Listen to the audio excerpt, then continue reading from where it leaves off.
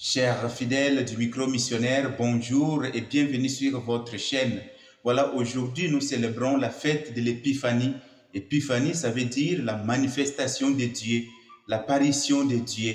Cet évangile veut nous dire que Dieu se laisse trouver par ceux qui le cherchent en vérité et dans la sincérité.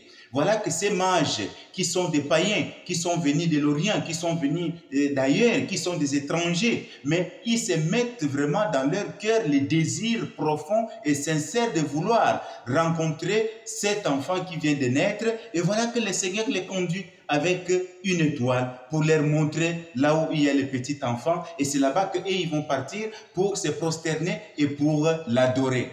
Voilà donc ce que cette parole veut nous dire, que quand on cherche Dieu avec un cœur purifié, avec un cœur sincère, lui aussi, il se laisse voir, il se laisse contempler. Quand nous prions Dieu avec un cœur sincère, avec vraiment, avec amour, avec foi, lui aussi, il nous écoute. Mais quand nous prions Dieu avec doute, avec tout, et lui aussi, il sera difficile pour qu'il se laisse entendre, pour qu'il se laisse voir. Et voilà ce qui s'est passé avec Hérode, justement. Hérode cherchait l'enfant. Je ne crois pas pour aller l'adorer comme il vient de le dire lui-même, mais il cherchait l'enfant pour le faire périr. Voilà donc, Dieu ne se laisse pas trouver par ceux qui le cherchent avec un désir mauvais.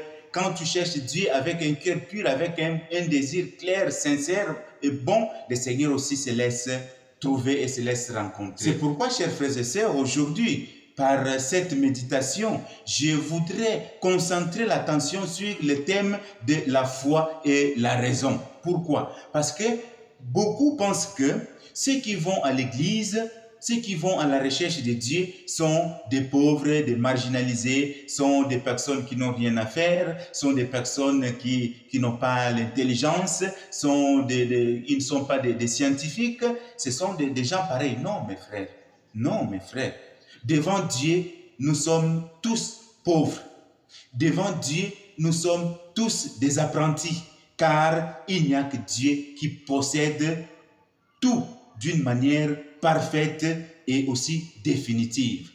Donc, il n'y a pas quelque chose qui échappe à Dieu. Il n'y a que lui qui possède tout. Nous tous, nous sommes à la recherche. Nous sommes des chercheurs de Dieu comme les mages dont nous parle l'évangile aujourd'hui. Et donc, c'est ça un peu aujourd'hui les dangers qui guettent beaucoup d'entre nous. Il y a parmi nous ceux qui pensent posséder la vérité par la seule raison et mettre de côté tout ce qui est religion, tout ce qui est spirituel. Et c'est pourquoi aujourd'hui, contemplons l'image de ces mages. Les mages sont des intellectuels de l'époque, des hauts cadres, des personnes qui avaient des hautes fonctions dans la société. Ils étaient des scientifiques, aujourd'hui on peut l'appeler comme ça, ils étaient des astrologues. Ce sont des personnes qui étudiaient la nature, qui étudiaient les astres. Ce ne sont pas de n'importe qui. Mais regardez, considérez qu'ils ont mis leurs connaissances à l'œuvre pour pouvoir chercher Dieu. Et parfois, nous autres, nous étudions les choses. Parfois, il y en a qui ne sont pas chrétiens, mais qui vont étudier, par exemple, la Bible, non pas pour connaître, non pas pour s'approcher de la vérité qui est Dieu, mais ils vont étudier pour chercher, est-ce qu'il y a des erreurs dans la Bible? Est-ce qu'il y a des incohérences dans la Bible? Ces mages vont alors chercher Jésus en disant, nous avons vu une étoile à l'Orient et nous sommes venus nous prosterner devant lui. Ce n'est pas seulement, frères et sœurs, les personnes pauvres, les marginalisés qui cherchent Dieu. Tout le monde est appelé à se mettre en route, quel que soit ton rang social, riche, pauvre, intellectuel, homme scientifique.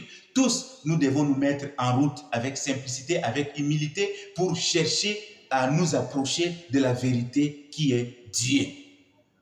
La richesse, chers frères et sœurs, n'exclut pas la foi. La science n'exclut pas la foi. Dieu n'est pas non plus contre la science, parce qu'il est lui-même le scientifique par excellence.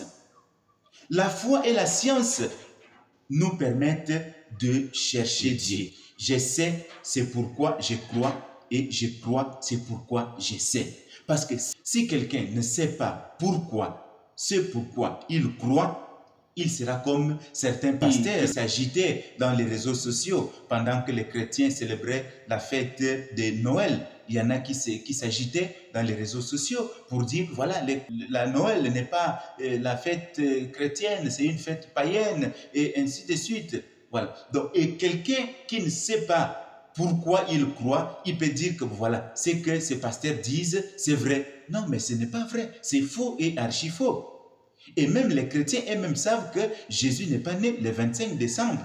Et s'ils ont choisi ces jours, c'est pour dire que personne ne connaît les jours, parce que nous n'avons pas les témoignages bibliques qui nous disent que voilà, Jésus est né tel jour. Mais les chrétiens ne célèbrent pas une date, ils célèbrent un événement. C'est-à-dire c'est la naissance de Dieu, la naissance de Jésus. Donc, quand nous célébrons cette naissance, comme nous ne connaissons pas ni la date ni le jour, alors on a choisi un jour pendant l'année pour pouvoir faire mémoire de cet événement. Ce n'est pas que les chrétiens célèbrent la date ou l'anniversaire de Jésus, ça n'existe pas. Et donc, si quelqu'un ne sait pas pourquoi il croit, il pourra donner raison à ce genre de personnes. Alors qu'il faut savoir aussi pour croire et il faut aussi croire pour savoir.